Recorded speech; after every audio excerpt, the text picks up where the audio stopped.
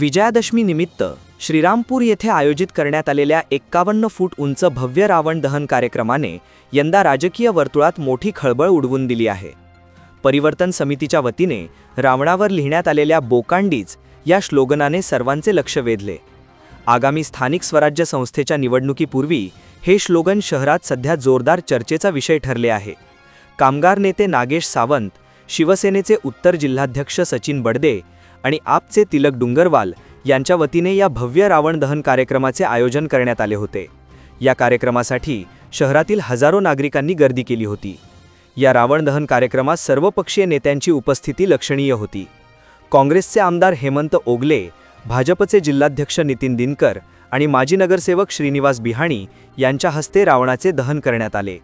यावेळी माजी उपनगराध्यक्ष करण ससाणे, भाजप नेते संजय फंड, युवनेते सिद्धार्थ मुरकुटे तसेच माजी नगरसेवक आशिष धनवटे, यासिम सय्यद, राहुल मुथा, लकी सेठी, रुपेश हरकल, ज्ञानेश्वर मुरकुटे, मनोज लबडे, बंडू शिंदे आदी मान्यवर मोठ्या संख्येने उपस्थित होते।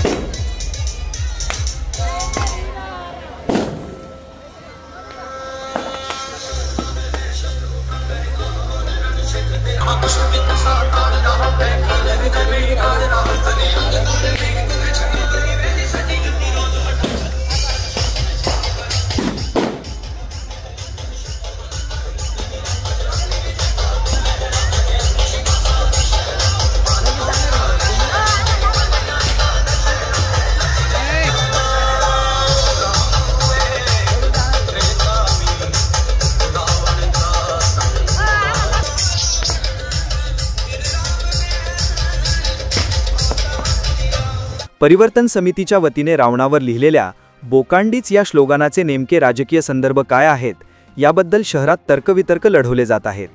आगामी पालिका, जिल्हा परिषद आणि पंचायत समिती निवडणुकीच्या तोंडावर परिवर्तनचा संदेश देणाऱ्या या घोषणेने स्थानिक राजकारणातील रावणरूपी समस्यांवर नेमके बोट ठेवले असल्याची चर्चा नागरिक दबक्या आवाजात सुरू झाली आहे।